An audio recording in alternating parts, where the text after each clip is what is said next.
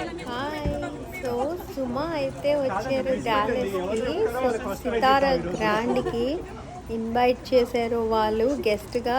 So opening ceremony జరిగింది. So అందరితో చాలా బాగా మాట్లాడారు. అండ్ నాకైతే చాలా నచ్చారు ఆవిడ. ఎంత క్లోజ్గా అందరితో మింగిల్ అయ్యారు. So I really appreciate for her success today. Like ఎన్ని చేశారు కదా ఆవిడ.